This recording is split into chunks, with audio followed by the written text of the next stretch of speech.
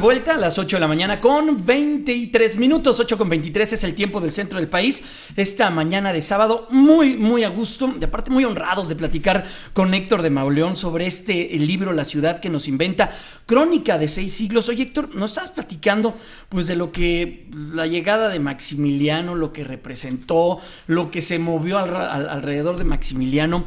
¿Qué pasa después en la Ciudad de México? Porque vienen tiempos muy difíciles. Esta ciudad ha tenido sus días de horror por fenómenos naturales, pero también ha tenido días de horror por tragedias pues ocasionadas por los mismos seres humanos. ¿Cómo las divides y cómo las catalogas? No, hay distintos problemas.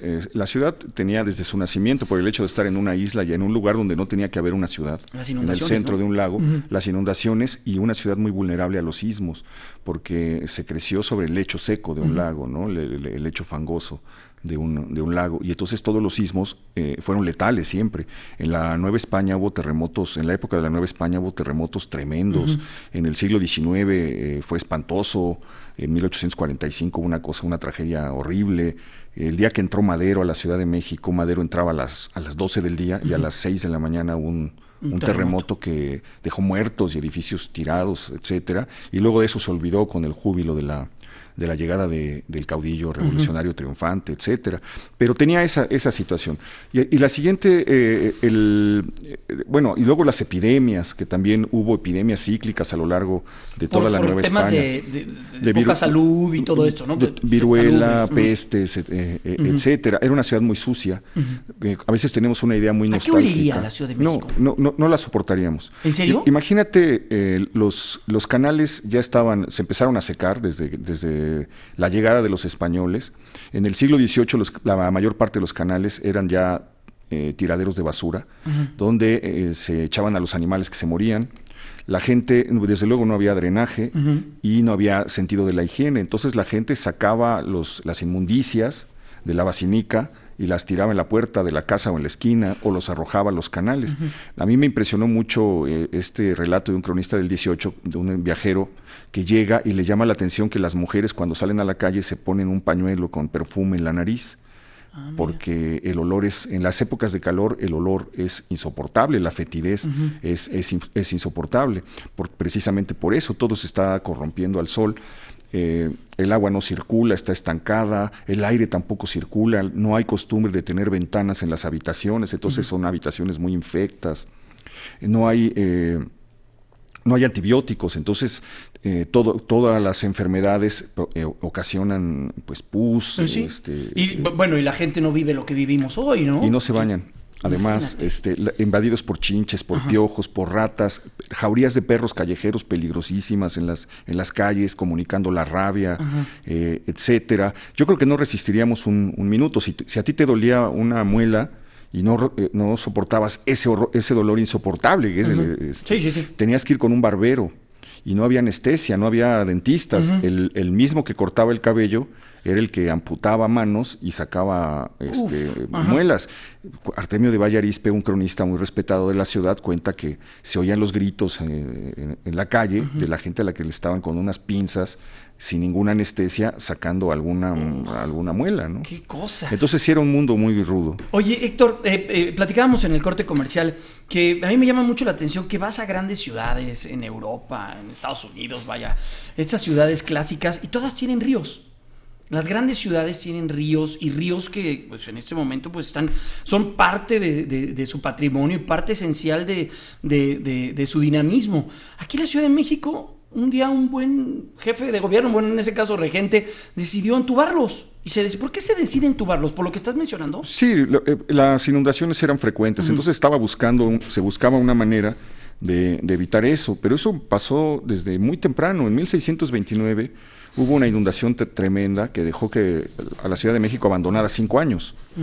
La gente se fue, entonces quedó una ciudad vacía. Es un capítulo muy poco conocido y muy aterrador, ¿no? Imagínate la imagen de una ciudad en la que nada más quedan unas cuantas personas.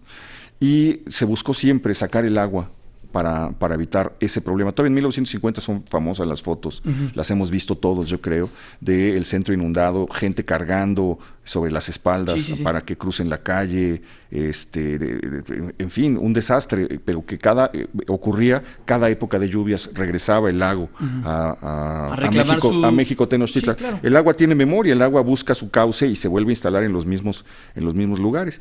Y entonces desde la Nueva España se decidió que lo que había que hacer era sacar el agua y se fueron secando los ríos. En la Ciudad de México hubo 48 ríos, ahora es imposible imaginar en esta ciudad de asfalto y de concreto que eso pasó alguna vez, pero todo lo que se llama río era efectivamente un río, río Consulado, el río Mixcoac, el río Magdalena, río Churubusco, etcétera, eran efectivamente ríos. El viaducto era un río, río de la Piedad, ¿no? Oye, Héctor, veo también que en Crónicas, en la ciudad que nos inventa, Crónicas de 6 siglos, recuperas un detalle que hoy, en el 2015, con casi un parque vehicular de 4 millones, parecería de fantasía. La primera llegada del vehículo en 1895, ¿verdad? 1895, sí. ¿Que lo trae un europeo? No, lo trae un junior porfiriano, un niño rico, hijo de un banquero. Ok. De un banquero muy poderoso. Oye, pero ¿cómo lo trae si no había calles? ¿O cómo? No, sí había calles. Estaban las calles, solo que eran empedradas para los carruajes. Para caballos. Carruajes y caballos. Se oía el ruido. Incluso era una ciudad que debió sonar de una manera que ya no suena. Sí. El golpe de las herraduras contra las piedras, las ruedas de las carretas y los carruajes. Había distintas formas de carruajes, chocando contra las piedras, etcétera. Así se oía la ciudad. Y este personaje hace traer en barco un automóvil recién inventado de Francia. Y luego se lo mandan en ferrocarril desde de Veracruz para acá, y luego lo saca, viene en una caja, y lo saca para probarlo un sábado en la noche. Es un día de Reyes, y él calcula una hora en la que ya no haya gente para que no vaya a haber algún accidente. Sí. Y es divertidísimo cómo los periódicos registran el hecho, porque la gente se sorprende de que le llaman el carruaje del diablo, dice el titular del periódico, porque no lo jala a caballo, se mueve solo.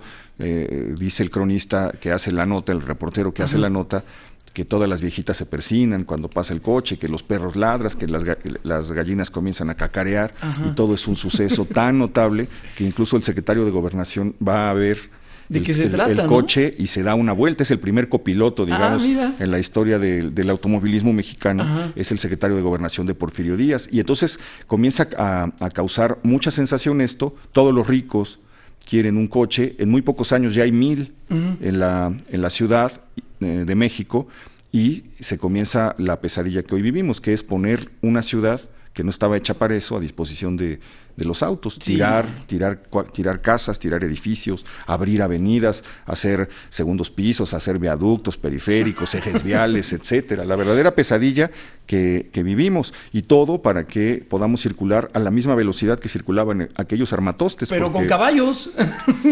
No, pero estos primeros coches alcanzaban 20 kilómetros por hora, y nosotros casi no podemos. En el siglo XXI estamos en la misma promedio. Sí, en una hora pico hasta menos, ¿no? Oye, Héctor, también te detienes dentro del libro en colonias que prometían y se quedan como tal, o sea, como que no despegan, y haces mención de varias. ¿Cómo destacas esta urbanización o este modelo de ciudad que ya se empieza a tener en los 1900, cuando ya México sale de la revolución, de estas luchas, y México se comienza a incrustar dentro de la modernidad? Pero hay colonias que se quedan, ¿no? Que se estancan ahí. Hay un proyecto durante los primeros años del siglo XX que es extraordinario, porque la ciudad ya rebasó la traza de los españoles, ya rebasó el centro, y el proyecto es extraordinario porque es una ciudad que se busca su propia imagen, ¿no? Se hacen cosas preciosas como la Colonia Condesa, con una calle circular que no lleva a ningún lado, y alrededor de ella parques, árboles, y unas casas bellísimas. O se hacen proyectos como el de la Roma, que son estas casas que todos conocemos. Muy altas de techos, ¿no? Bellísimas, y que alternaban también, que permitían casas en las que pudiera habitar la clase media. Había un poeta, Rafael López, que decía que odiaba la Roma porque nunca sabía si estaba en una colonia de ricos, de clase media o de pobres, porque había todo. Era una colonia indecisa, la llamaba, y eso le daba un encanto formidable. Pero y después se hizo Polanco, que fue muy discutido y muy criticado porque replicaba el modelo de de las ciudades californianas, ¿no? Traía el estilo colonial californiano y era como traer un pedacito de Hollywood. ¿Art Deco nunca hubo en la Ciudad de México? Sí, no, claro, toda la colonia Roma, toda la colonia Condesa está llena de eso. Y la parte del centro, que se conoce como el barrio de San Juan, por el Cine Metropolitan, ahí hay un catálogo impresionante de edificios. Esto llegó en los 20s y se asimiló de una manera extraordinaria por la arquitectura mexicana, porque le agregó elementos como prehispánicos, como grecas, como mascarones, etcétera, y nos dejó ejemplos bellísimos. La Condesa está llena de eso. Lo que duró poco fue el Art Nouveau, que fue el previo. Ese se plasmó mucho en la Roma, que es una colonia que empezó en 1901, pero pasó rápidamente de moda, ¿no? Héctor, ¿me permites ir a una pausa? Sí, claro, y regresamos. Vamos a ir a una pausa comercial. Tenemos que regresar también con Jesús Alonso, que nos va a presentar 10 puntos turísticos muy interesantes de Miami. Mira, hablando de Art Deco, uno de los grandes lugares que tiene Art Deco en una parte de su arquitectura, ¿no? Vamos a una pausa, regresamos con platicar con esa charla muy interesante de Héctor de Mauleón. Pausa, volvemos.